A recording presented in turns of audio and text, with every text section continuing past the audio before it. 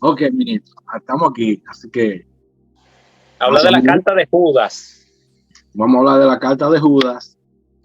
Bueno, como hemos estado leyendo sobre la carta de Judas, es una carta que es muy importante, es sumamente importante. La mayoría de las personas o como con las iglesias como que no se habla mucho de esa carta de Judas. Sí, No sé por qué. Inclusive yo soy honesto, yo mismo no le había estudiado la carta de Judas, simplemente la había visto, pero sí, ahora estudiándola a profundidad, vemos la gran importancia que tiene esa epístola de Judas. sí, ¿Por qué tiene una gran importancia? Porque se está hablando de verdades que estaban sucediendo en ese momento. claro. ¿Qué estaba sucediendo en ese momento? Como dice la misma palabra de Dios, habían hombres que se habían introducido, ¿no me entiendes? Se introducieron, después luego que están adentro, ¿qué quieren hacer ellos? Entonces, cambiar la verdad del evangelio que se le había enseñado, que el maestro Jesús le había enseñado a cada uno de ellos, Sí, trayendo nuevas doctrinas y nuevas cosas, o sea, desvirtuando la palabra de Dios. sí. Entonces, vemos como él lo manda, que se debe ardientemente, se debe contender por la fe. Contrario a lo ¿Qué que es? se cree, que la palabra no es para contender, oiga. No, todo el tiempo, a mí, eso fue lo que se me enseñó. No, la palabra de Dios no se puede contender, eso no es para contender. Y O Judas sea dice que que, sí, que hay que contender por la fe. entonces, vemos aquí en la palabra, en la carta de Judas y otra carta más, y, que escribió el apóstol Pablo, que sí, no dice específicamente y claro que hay que contender por la fe. Exactamente. Específicamente para aquellos, primeramente, que demanden sobre nosotros, sobre la fe, y también para aquellos que quieren torcer las Sagradas Escrituras. Y vemos que hoy más que nunca se hace necesario que los hombres y las mujeres de Dios tengan el conocimiento y la capacidad necesaria para contender por la fe. Como sabemos, estamos en los últimos tiempos. Estamos en los tiempos escatológicos y todo esto, dice la palabra de Dios que todo esto iba a suceder, que iban a venir falsos maestros, engañadores, ávaros, que utilizan la palabra de Dios para sus provechos personales, personas que tienen cierta astucia, Sí, tienen cierta fluidez en su lenguaje y poder de convención, que de una u otra forma añaden cosas que son extra bíblicas, que no son bíblicas, para darle más entonación a su mensaje, para convencer más a la exacto. gente. Entonces, ¿qué están haciendo esas personas? Están desviando del evangelio. Como dice la Exacto. carta de Judas, están negando a Dios con su palabra. Es una forma, cuando se predica otro evangelio que no es Jesús, ya está negando a Dios. Ya lo está Claro. negando. Y como le dije, lamentablemente los líderes cristianos no quieren adaptarse a los nuevos tiempos. No son entendidos en los tiempos. Y la palabra de Dios nos manda que debemos ser entendidos en los tiempos. No podemos quedarnos atrás al tiempo, porque entonces el tiempo nos va a pasar la planadora por arriba y el enemigo va a hacer lo que él quiera. Eso es así, mi hermano. Dígame usted, ¿qué usted me puede Ah, yo, yo, colaborar? yo lo dejo a usted, yo puedo pasar una hora escuchándolo, no se preocupe. Si No no, tengo pues problema con él. yo No, quiero mire, escucharlo a usted, porque su amplio conocimiento. realmente, yo concuerdo con lo que usted dice con respecto a la carta de Judas, por el hecho de que esa carta casi no se habla en la iglesia. Yo en lo personal, hablándole con toda la honestidad que yo pueda, yo estoy desde el 2015 y realmente yo nunca he escuchado una predicación en una iglesia formal, o sea, vamos a decir, en la iglesia donde yo me he congregado, sobre esa carta. Ni nunca he escuchado una cita, nada, es una carta como que yo digo que la gente a lo mejor no la ve, o usted sabe que también a nosotros nos gusta, tenemos como cierto libro en específico, que somos los que nosotros leemos y los otros no nos importan. Y lamentablemente Judas, primera carta de Juan, segunda carta de Juan, tercera carta de Juan, Abdías, son libros como que nosotros no le prestamos atención y no nos interesa, y realmente son libros que tienen gran enseñanza. Por ejemplo, la carta de Judas, luego de Filemón y de segunda y de tercera de Juan, es la carta más corta de todo el Nuevo Testamento. Lo particular de esta carta son varias cosas. Lo primero es que no usa cita del Antiguo Testamento directa, como hacen la mayoría de cartas del Nuevo Testamento, que dicen, como dice el profeta Isaías, como dijo Moisés, o te hacen una referencia directa a un pasaje del Antiguo Testamento. Realmente esta carta no hace eso. Esta carta hace referencias indirectas a sucesos que pasaron en su tiempo, como Sodoma y Gomorra, como los ángeles también que pecaron en Génesis 6, que es una parte que voy a tocar. El escrito trata directamente sobre la apostasía de la iglesia, que esa es la razón por la cual escribió, para condenar a lo que son los apóstatas y exhortó a los creyentes a retener la fe y a defenderla y ejercer discernimiento para que ellos sepan cuáles son los falsos que están dentro de ellos. Por ello es que Judas, por ejemplo, escribe o muestra un pequeño bosquejo de lo que son los falsos maestros, para que ellos puedan identificarlo.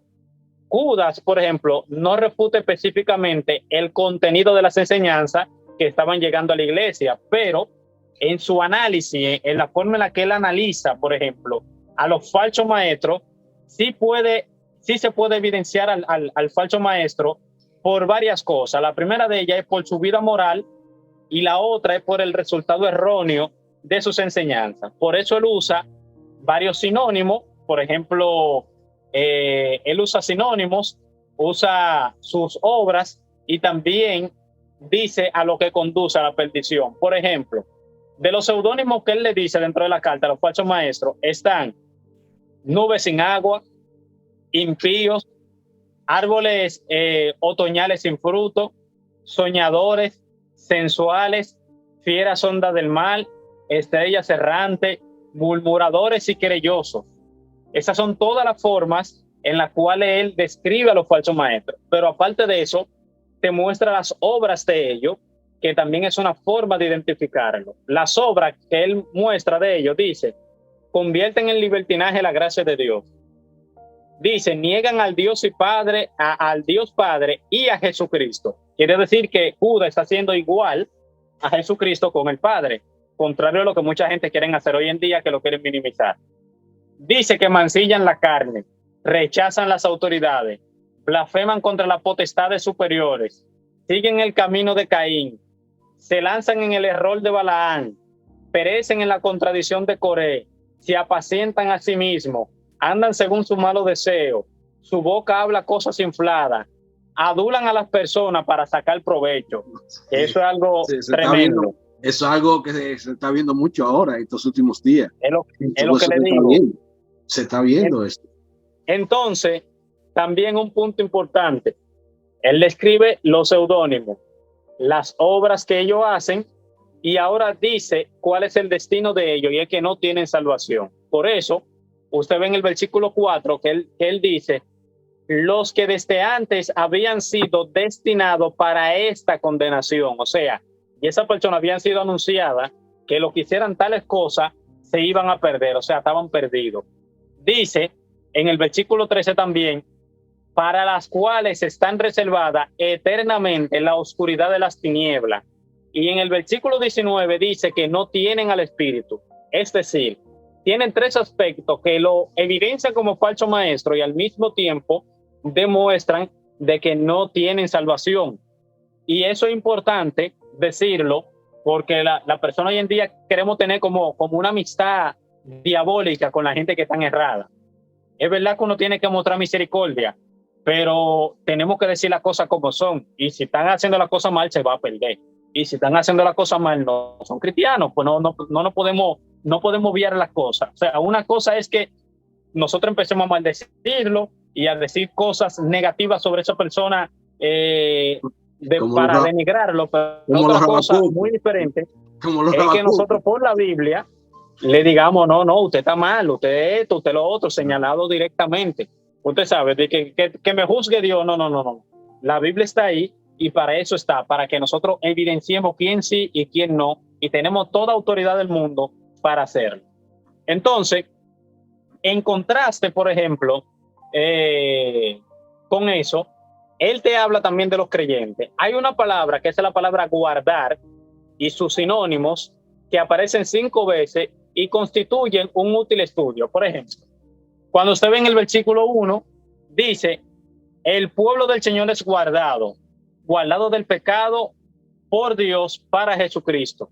Guardados para Jesucristo. Es una palabra que se usa en el versículo 1. Dice también en la parte 2 que algunos ángeles no guardaron su dignidad en el versículo 6. Dice también que por lo tanto son guardados en cadenas y en prisiones de oscuridad.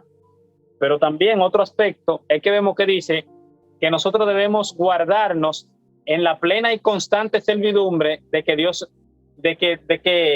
Dios nos ama. Por eso dice, conservaos o guardaos en el amor de Dios. Eso lo dice en el versículo 21.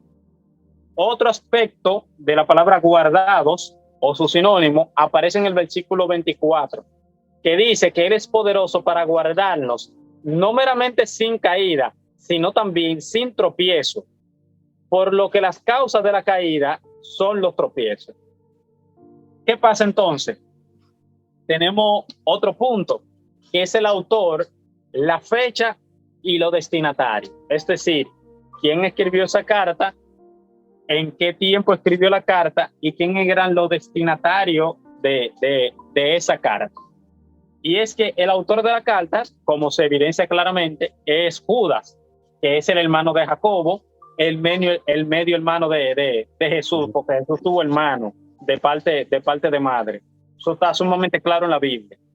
Dice entonces, por ejemplo, en Mateo 13:55 y en Marcos 6:3, te nombra a los hermanos de Jesús por su nombre, te lo dice, entre los cuales aparece Judas.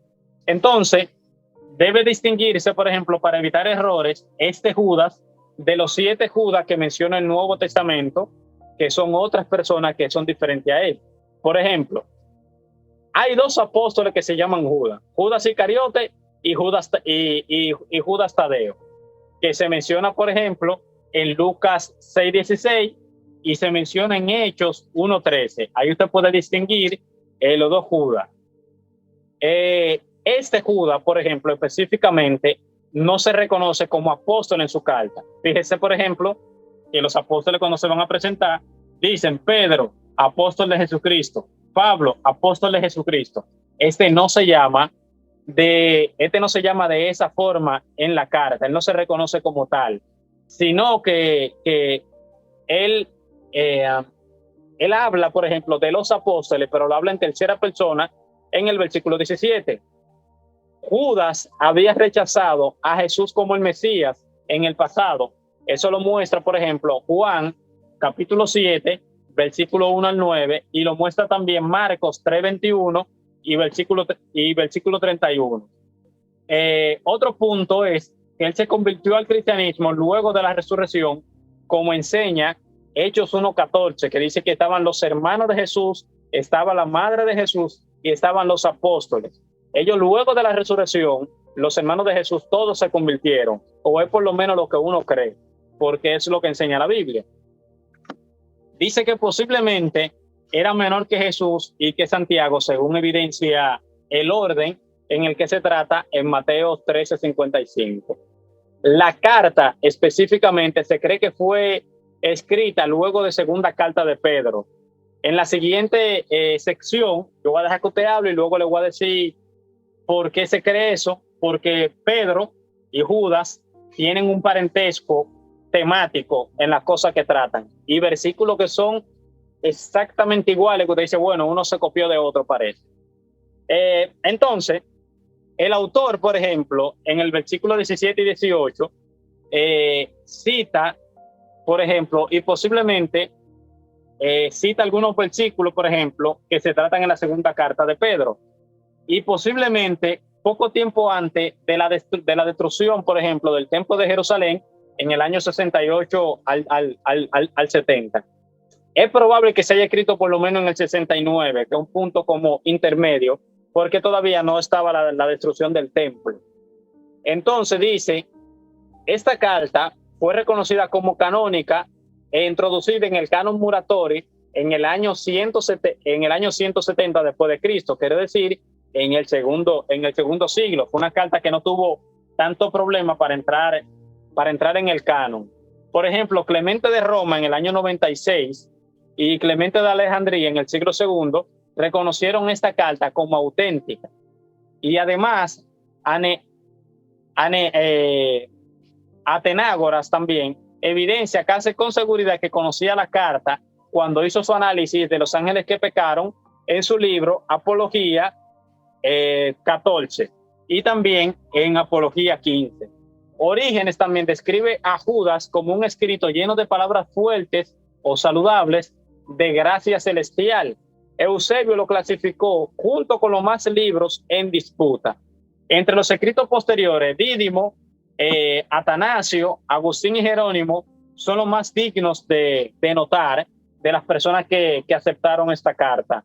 Y sobre los destinatarios no se sabe nada concretamente. Se cree que la carta fue escrita en Jerusalén y enviada a alguna iglesia de Asia Menor. Entonces, ¿qué usted tiene por ahí también para seguir complementando el estudio? Según estuve investigando, como usted dijo, esa carta fue escrita en el siglo I después de Cristo. Y como bien especifica, fue a los cristianos que se le envió, ya que los cristianos estaban siendo perseguidos en ese momento y había una pugna con los no cristianos, o sea, los judíos no cristianos, como ustedes saben, ellos no creían en la resurrección, ellos no creían para nada, específicamente los saduceos, sí, que nada más creían en la Torá, no creían en Jesús ni en la resurrección. Y vemos que aparentemente que de ese tipo de corrientes religiosas se fueron introduciendo, pero no con el propósito en realidad de ser verdaderos cristianos, sino de tratar de ya lo que habían creído en Cristo, tratar de desviarlo a su creencia que ellos tenían. Por eso que él le solta que contiendan por la fe que ya se le había enseñado a través de los discípulos. ¿Me entiendes? Entonces, por eso que vemos esa gran importancia. Porque vemos que desde el primer siglo de la iglesia cristiana se viene luchando contra falsos maestros que quieren distorsionar. Por eso que ahora más que nunca, sabemos, entendemos que la élite mundial ve como la iglesia de Jesús, como una retranca para ellos establecer el propósito que ellos quieren establecer con la humanidad. Entonces, ¿qué ellos están haciendo? Están seduciendo de los mismos cristianos que tienen renombre, le están dando notoriedad a través de los medios de comunicación para que así a la vez ellos influyan, tengan una influencia sobre aquellos cristianos que no están muy sedimentados en la palabra de Dios, para así irlo sacando paulatinamente de la verdad de Cristo. Pero lamentablemente, como dije, los pastores, los líderes cristianos no están en eso. Se han quedado en lo mismo. Sí. Se han metido a la corriente de llevar mensajes para los mensajes que les gustan, de exhortación, de levantar el ánimo, etcétera. Pero no se les está No se está predicando la verdad del evangelio, no se le está predicando lo que es el pecado, que es lo que aparte en realidad al hombre de Dios. Y lamentablemente para esta generación tienen que levantarse hombres y mujeres de Dios que contengan por la fe. Eso es así. Hay muy poco ahora, pero a través de estos medios digitales que han venido surgiendo en estos últimos tiempos, podemos llevar la verdadera palabra del evangelio, hacer la verdadera defensa del evangelio. Claro que sí. No habemos mucho, pero si comenzamos con lo que comenzamos, a través del tiempo, otros van a ir abriendo su mente espiritual y se van a integrar a este movimiento, claro, porque tiene que surgir un movimiento que vaya en defensa de la fe, porque la fe está siendo bombardeada por todos los lados, en la escuela, con los niños, en los trabajos, donde quiera, la fe, la verdad de Jesús está siendo bombardeada. Claro que sí. Bueno, por ejemplo, siguiendo, por ejemplo, con la línea que yo iba, Judas y la segunda carta de Pedro, específicamente el capítulo 2 de dicha carta, tienen un enorme parentesco. Esto ha llevado, por ejemplo, a muchas personas a entender de que probablemente Judas había, por ejemplo, se había fijado de la carta de Pedro, lo había leído, y lo que había hecho es complementado la información. Algunas personas, por ejemplo, sugieren esto. También se dice, por ejemplo, que Pedro, que es una mejor forma de verlo, Pedro predice lo que son la llegada de los falsos maestros, mientras que Judas ya está tratando con la llegada de ellos. Es decir, Pedro, como escribe primero que Judas, Pedro le está advirtiendo al pueblo de que iban a llegar el falso maestro, también como hizo Jesús, y entonces ya Judas, en el tiempo de él, lo que está haciendo es tratando con los falsos maestros que ya llegaron y que ya Pedro y Jesús y otros habían anunciado que iban a comenzar a llegar desde el primer siglo. Por ejemplo, vamos a ver algunos versículos para que usted vea que son totalmente similares. El versículo 4 de Judas dice: porque los hombres han entrado encubiertamente lo que desde antes habían sido destinados para esta condenación. Hombres impíos que convierten en libertinaje la gracia de nuestro Señor Jesucristo y niegan al único y soberano Dios y a nuestro Señor Jesucristo. Dice entonces Pedro en su segunda carta, en el capítulo 1, porque hubo también falsos profetas entre el pueblo, como habrá entre vosotros falsos maestros, e introducirán encubiertamente herejías destructoras y aún negarán al Señor que los rescató, atrayendo sobre sí mismo destrucción repentina. Vemos en Judas 1:6 que dice: y los ángeles que no guardaron su dignidad, sino que abandonaron su propia morada, los ha guardado bajo oscuridad en prisiones eternas para el juicio del gran día. Pero vemos que Pedro en el versículo 4 del capítulo 2 dice: porque si Dios no perdonó a los ángeles que pecaron, fíjese que está concatenando lo mismo, sino que arrojándolo en el infierno, los entregó a prisiones de oscuridad para ser reservados al juicio. Judas en el versículo 7 dice: como Sodoma y Gomorra y las ciudades vecinas, las cuales de la misma manera que aquellos, habiendo fornicado e ido en vicio contra naturaleza, fueron puestas, por ejemplo, sufriendo el castigo del fuego eterno. Y dice Pedro en su segunda carta, capítulo 2, versículo 6, y si condenó por destrucción a las ciudades de Sodoma y Gomorra, reduciendo la ceniza y poniéndola de ejemplo a los que habían de vivir impíamente.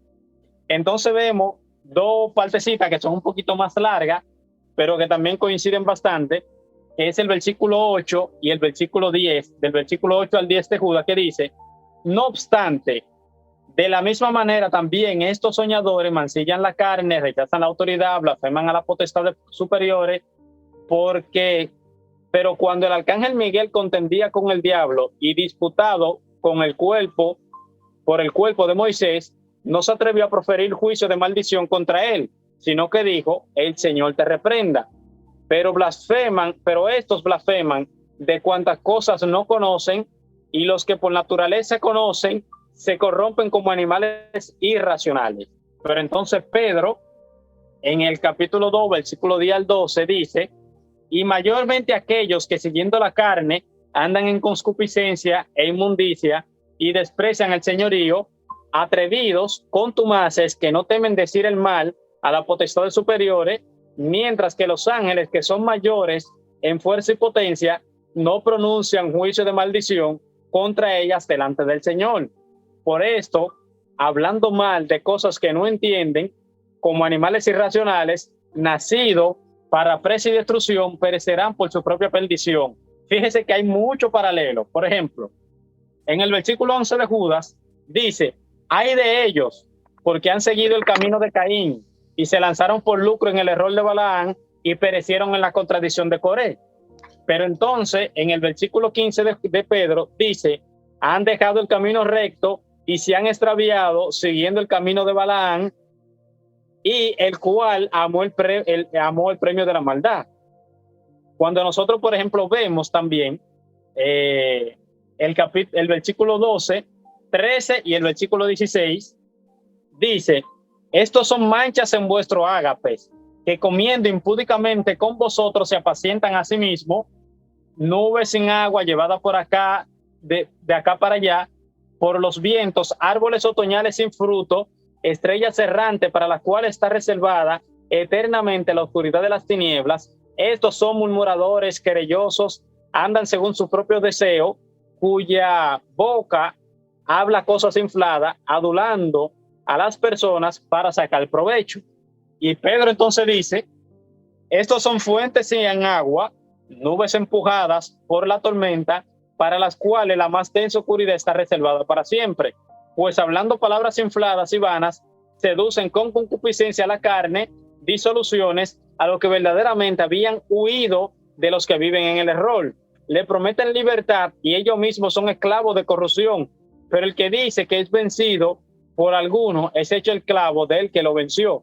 Entonces fíjese, usted abre el capítulo 2 de la segunda carta de Pedro y lee la carta de Judas del versículo 4 en adelante, y usted está leyendo exactamente la misma carta. Se distancian un poco en el uso de la palabra que utilizan. Una dice el viento lo lleva y otra dice la tormenta, pero que al final están hablando exactamente de lo mismo. Por eso es que se cree que probablemente Judas había tenido acceso a lo que es la segunda carta de Pedro, y sabiendo de los falsos maestros que iban a llegar y viendo el cumplimiento de ellos, pues le dio entonces continuidad a lo que Pedro, por ejemplo, estaba anunciando previamente. Dígame, ¿qué usted tiene por ahí? ¿O sí? Ahí está más que claro que la similitud que hay en las dos cartas es imprescindible, es un paralelismo 100%.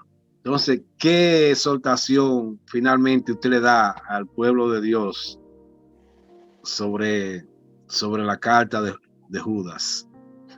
Bueno, mira, realmente todo creyente, por ejemplo, tiene que estudiar la carta de Judas, porque es que hay muchos detalles. O sea, yo quisiera a la gente por lo menos compartir un poquito de lo que hay aquí, porque la gente necesita entender que esta es la carta, una de las cartas teológicamente concisa, completa, porque trata de todos los aspectos, por ejemplo, de la teología.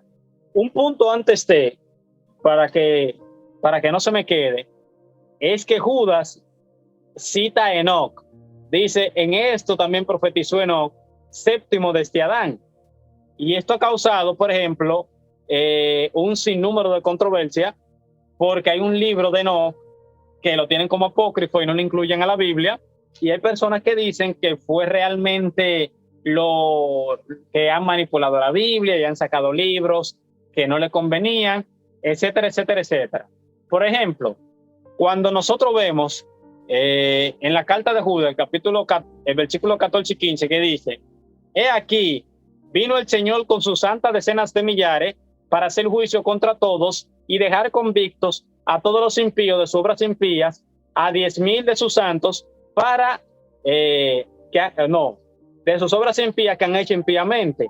Pero entonces, cuando nosotros leemos el apócrifo de Enoc, no la cita de Judas, sino el apócrifo que está haciendo Enoc, del libro de Enoc, dice: he aquí viene con 10,000 de sus santos para ejecutar el juicio sobre ellos y destruir a los malos y reportar y reprobar a todos los carnales por todos los pecados, por todo lo que los pecadores e impíos han hecho contra él. Cuando usted nota, por ejemplo, hay distintas palabras que lo hacen casi un texto distinto. Por ejemplo, Judas dice vino, sin embargo el apócrifo dice viene. Judas dice santas decenas de millares y el apócrifo dice 10,000 de sus santos. Judas dice que el juicio es contra todos, sin embargo el apócrifo por ahí que anda dice sobre ellos. En Judas dice que viene a dejar convictos a todos los impíos y en el apócrifo dice que es a reprobar todos los carnales.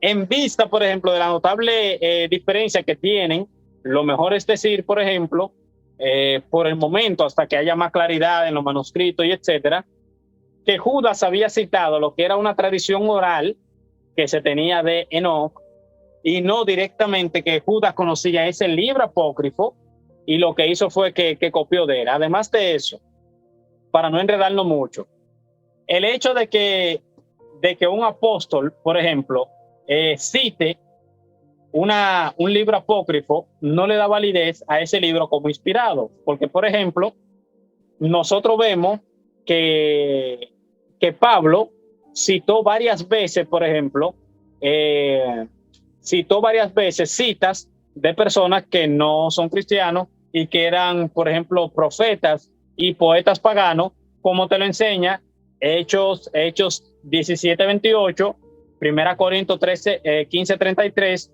y la carta de Tito, capítulo 1, versículo 12, que vemos que en una, Pablo dice: como vuestros propios poetas han dicho, porque linaje suyo somos, hablando con los griegos. En otra parte dice, creo que dice, las malas conversaciones corrompen la buena costumbre. Y en otra parte también dice que los griegos dicen: los cretenses, siempre mentirosos, mala pata, glotones ociosos.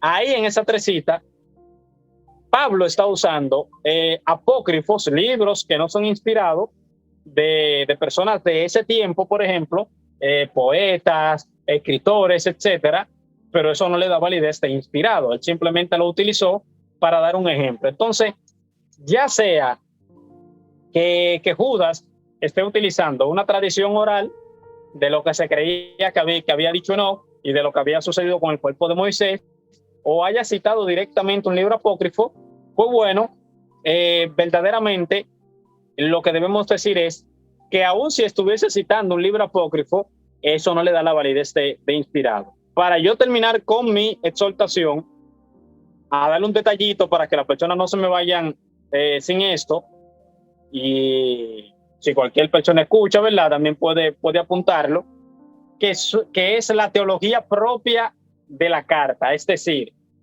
¿qué enseña la carta sobre Dios específicamente? Dios Padre presentado como el Dios único y soberano en el versículo 4, también como el único y sabio Dios en el versículo 25. Su soberanía y omnipotencia la vemos al ser el responsable de liberar a Israel del imperio más fuerte de su tiempo, Egipto, sin ningún ejército o grupo militar, y así destruyendo a los que dudaron por su poder en el desierto. Lo enseña en el versículo 5. Su soberanía se extiende más allá del hombre, la creación material. También la vemos al encerrar a los ángeles que pecaron y arrojándolos en prisiones hasta el juicio del gran día, como enseña el versículo 26. La santidad y la justicia de Dios dentro de la carta la vemos porque vemos que Dios no tolera el pecado y la deshonra de la criatura que a la cual Dios le pone su imagen, castigándolo por su vil acto, como enseña el versículo 7. También enseña la omnipotencia de Dios cuando cuando Judas lo llama aquel que es poderoso para guardarnos sin caída.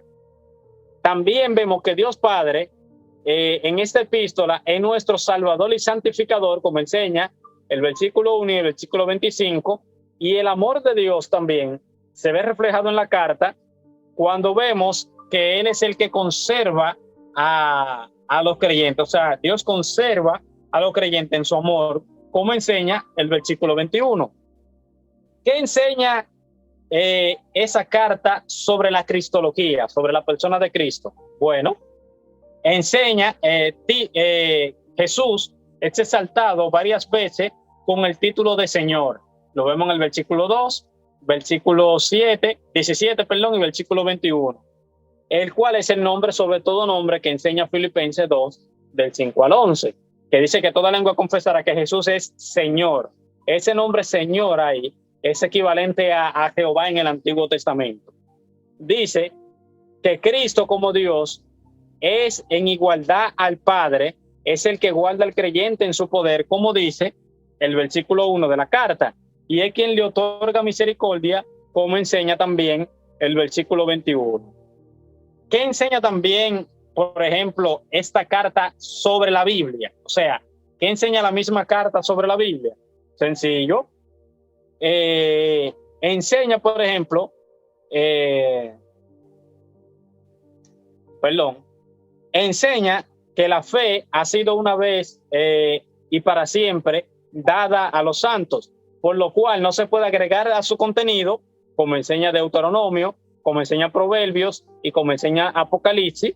También notamos la guianza en la inspiración de las Escrituras por el Espíritu Santo, el cual guiaba al autor y lo empujaba a lo que es plasmar la palabra que Dios quería para el pueblo. Lo vemos en el versículo 3, porque él dice que él le quería hablar de otras cosas, de la común salvación, pero le fue como necesario tener que hablarle de los falsos profetas. Quiere decir que él tenía una intención de escribir la carta para hablar de la salvación, y al final el Espíritu Santo lo guió a tener que hablar de los falsos maestros, porque esa era la enseñanza que necesitaba ese pueblo. Pero también vemos el uso de Judas de eventos pasados en las Escrituras para exhortarnos a no caer en lo mismo. Lo enseña en el versículo 4 y 6, en el versículo 11, y también usted lo puede comparar con 1 Corintios 10, 11, cuando Pablo dice que esas cosas sucedieron para que nosotros aprendamos de ella y para que no caigamos en el error. ¿Qué enseña sobre el Espíritu Santo la carta de Judas? Bueno, implícitamente enseña sobre la inspiración, por ejemplo, del Espíritu Santo en la redacción de la carta, como enseña el versículo 3. El Espíritu Santo es quien nos ayuda en nuestra santificación, en frutos de paz, en tolerancia, etcétera, por lo que no tenerlo dentro de nosotros trae un desenfreno moral en el individuo. Eso lo enseña el versículo 19. Y es quien nos ayuda a orar conforme a la voluntad del Señor, que eso es lo que enseña el versículo 20, algo que ya, por ejemplo, las Escrituras enseñan en Romanos 8:26. Por ejemplo, ¿qué enseña sobre los ángeles? La angelología de la carta. ¿Qué enseña? Bueno, los ángeles, tanto santos como caídos, aparecen aquí identificados con el nombre de potestades superiores en el versículo 8. También se nos habla de una lucha entre el líder del ejército del cielo, que es Miguel, y la mayor creación de los ángeles, que es Satanás, los cuales batallaron por el cuerpo de Moisés, como enseña el versículo 9. Y al final de los tiempos volverán a enfrentarse, enseña Apocalipsis 12. Nos habla de la participación de los ángeles en el día de la venida del Señor, como enseña el versículo 14 y 15, y también Mateo 24, que dice que esparcirá los ángeles por los 4 vientos para recoger a los escogidos. Por último, las dos, la soteriología. ¿Qué enseña la carta de Judas sobre la salvación? Los 3 adjetivos utilizados por Judas son llamados, santificados y guardados, que muestran que Judas, al igual que los otros escritores del Nuevo Testamento, creían que la salvación es una obra soberana de Dios y no un acto voluntario del hombre. En otra ocasión tenemos que hacer una segunda parte y seguir desglosando esta carta que bastante contenido tiene. Mi participación queda hasta aquí y luego le seguimos. Sí, sí, muy excelente participación. Sí, continuaremos con la carta de Judas, ya que tiene un sentido teológico muy profundo. Sí. Y hay que aprovechar esa carta de Judas para sacarle el mayor provecho necesario. Así que gracias, ministro de Dios, Filiberto, por esa participación y por esa gran enseñanza que nos ha dejado en este día de hoy. Así que también usted, la paz de Dios que sobrepasa todo entendimiento nos acompaña a usted, su hermosa familia, en este precioso día. Amén, hermano. Bendiciones. Dios me le guarde. Sabe, hermano, con Dios. Amén.